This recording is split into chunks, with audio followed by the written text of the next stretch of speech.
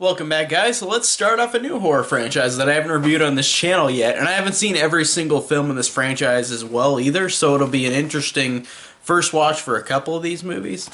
But I'm going to review the Prom Night franchise next, and starting out, let's start with the original, the 1980 Prom Night movie starring Jamie Lee Curtis and Leslie Nielsen. Now, if you want to know my thoughts summed up really quick before I describe a lot of things about this movie, I like it a lot. Like, I liked things about it a lot, but I think it's just kind of, in some ways, it's really bland. Like, it's just a bland slasher, even though I like the performances. So, and I do like the fact that it starts out with this game of, like, the killers are coming, and it's these little kids. And it's a game gone wrong, because, like, they're in this abandoned, like, school or building or whatever, and, like, they're on the second floor and or the second or third floor, and then this girl Robin dies because they taunt her, or they don't taunt her, but they keep saying the killer is coming, and like they push her towards the window, and she flies out of the window, falls onto a car, and dies. And all these kids say to each other, like, we can't tell anybody. They'll think that we'll go to jail. Like, who would they believe, or how would they believe it was an accident? Like, they would think that we pushed her out. So all these kids keep this secret about accidentally killing Robin, and I like that opening a lot. That's a really effective opening, and it's a creepy opening. And I like how then it fast forwards like 6 or 7 years, I think, because it's prom night. I think they're seniors. I think that's what it was. So it's prom nights, and the girls are still with that secret, like that nobody else knows about Robin dying. Or, I mean, that they were involved, and they start getting weird calls from somebody. And whenever Robin died at the beginning of the movie, you do see somebody pull up. Like, you hear somebody pull up, and then somebody looks at Robin's body, but you don't see who it is. And that was a cool, like a whodunit motif thing, where it's just like, you just see her body, and like you hear the noise of a car coming up or a bike coming up, and then you just see a shadow looking at her, and you don't see who it is. And I think that's really effective. But yeah, they start getting weird calls from this guy saying, like, you want to play, to like all the girls. And I liked that a lot. I thought that was really well done, and I thought that was creepy. Now let's talk about the Leslie Nielsen and Jamie Lee Curtis in this movie. Leslie Nielsen, I haven't seen any of his movies where he's done a serious role, but I hear that before he did like comedies, he was in a lot of serious stuff.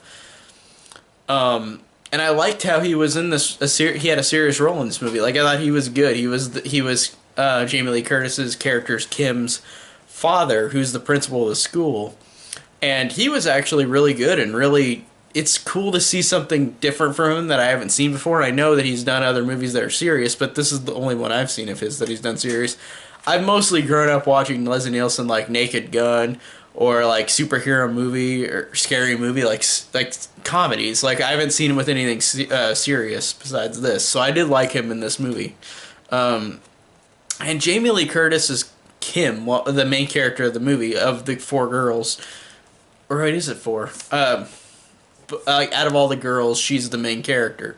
I like how her character in this one, as opposed to like Laurie Strode, is that she's a more outgoing girl. Like, she's an outgoing, like, happy-go-lucky girl. She's not like Laurie. She's not lonely and shy. And in this one, she's more outgoing, and I like that. I like that they switched roles up for her in another slasher. Like, I thought that was cool. And I know she did like 6 slashers in a row, from Halloween, and then these 4 other movies, and then Halloween 2, and this was one of them that she did before she quit horror for a long time. And I do like this role distinction between this one and Laurie Strode. Like, I like this Kim character a lot too. I think she's really cool.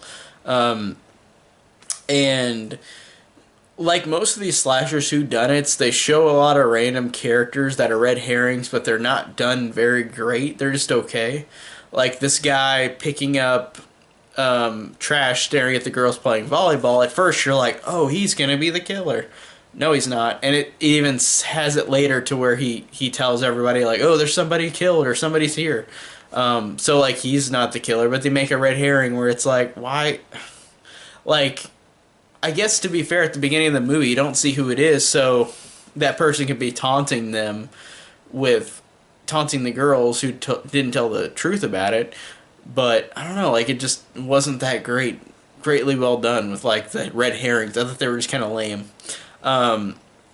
Now I do like how the movie takes its time with the kills because it's not completely about that. It's like the first half or longer is just about these girls like getting calls and like that you learning about them, and I like that a lot. It does develop these characters fine, and it's about the characters first than the kills, and I enjoy that because it's like Halloween, the original Halloween, where it's like the kills are great, but it's like the characters matter first, and I like that a lot. And this does follow that similar structure to Halloween,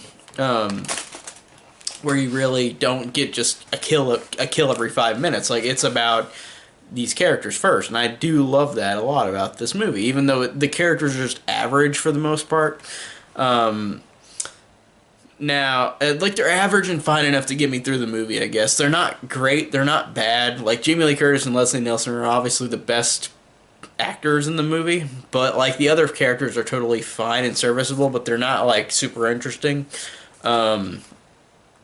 Now, whenever we get to the actual prom night, I like the disco soundtrack to this. Like I think it's really fun. I really like the dance scenes. Like I like how this is a horror movie, but whenever it's just them at prom dancing along to this music, it's really fun, and the music is really catchy. That song, Prom Night, where it's like, prom night, everything is alright, that song, that's a really fun song, and I really like that. And I like that dance between Kim and her boyfriend, the other character. Like, I thought that was really fun. And the song is just really catchy. And I liked how the prom scenes felt like the real prom, kind of, like, it felt like a real prom, like you were actually... Like they were just filming a real prom, like they weren't making it up. Like I thought that was pretty cool. And honestly, I think the prom night song thing is like the most memorable part of the movie. Like in terms of everything, like I felt like that song was just fun, and them dancing was just fun. It was honestly more memorable than the kills, which are totally fine, but they're not like super memorable. And the first kill with Kelly, like, it's not shown, but the sound effects whenever she's killed is actually really gross. Like, it's actually really effective, where I was sitting there like, whoa, that noise effect, like, you don't have to see it, but man, hearing that, like, it's just as effective. I was like, wow, that's a good kill. And Wendy's kill is a good build-up. Like, the kill's fine, but it's like a good build-up to it. Like, it's a long build-up. Apparently, it's one of the longest build-ups to a kill in any slasher ever, like Wendy's kill. And I did enjoy that, that build-up to it. And then there's, like, a kill where, like, this head gets cut off by the killer, and it lands on the stage, like, where everybody's dancing, and they all freak out, and that was pretty funny. It was fun, because the killer just had enough, and, like, he axes the guy, and his head flies into the stage. I thought that was hilarious. And I really like that the ending is kind of lame, like, in terms of, like, the ending climactic fight. Like, I do like the ending moments of the movie, but the ending climactic fight is kind of lame, because it's like it's lame and cool at the same time, because it's cool that the music, like, keeps mixing between all the songs while Kim and her boyfriend are screaming and trying to evade the killer, who's just got an axe and is chasing them around. They're the only ones in the school now, on the dance floor, and it was just kind of lame because they just kind of squabbled and ran around each other, and then we get to a really great ending where, like, after the dumb climax of them just kind of running back and forth at each other, Kim and her boyfriend and the killer, whenever they go outside and the killer is hallucinating about Robin dying, then he comes out, and there's a moment before he runs out that Kim has a look at him, like, in the mask, like, with the face mask on, and she knows who it is, and we don't know yet, and I thought that was really well done. And whenever he walks out and is hallucinating about Robin dying and about the game they were playing, the Killers Are Coming game, he walks out and then he's hallucinating. He's not going to hurt anybody, but he goes up and they think he's going to kill somebody else, so they shoot him, and Kim screams, "Don't shoot him, please," because she knows who it is. And I love that reveal of the killer, and it's actually really tragic because the killer revealed is Alex, who was Robin's brother. He's the killer, and it ends on a sad note where he's dying in Kim's arms, and like he's crying over his sister being dead, and like, yeah, he's a killer, but you really did feel some sympathy for him because he was just killing out of love. Like, I mean, of course, killing is wrong, but like killing out of love, like as opposed to just being a crazy killer, like you felt sympathy for this guy at the end of the movie.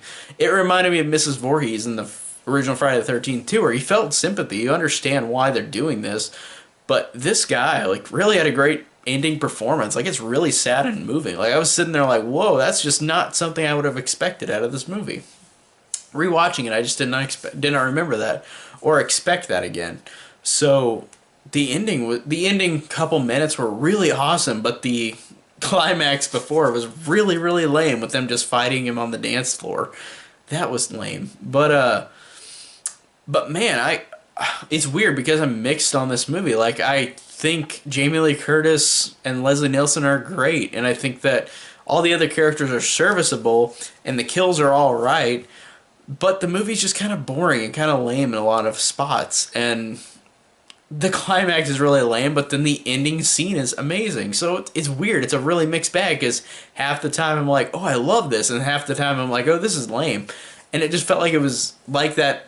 It bounced back and forth between awesome and lame for me. So I do enjoy this movie. I just have a lot of problems with it. I'm just getting annoyed with it. So yeah, the first Prom Night I think is a fun slasher. It just has a lot of annoyances with me, and some great things about it that are memorable in the slasher genre. So I really did enjoy this despite my issues rewatching it. So yeah, that's pretty much all I can say about the original Prom Night.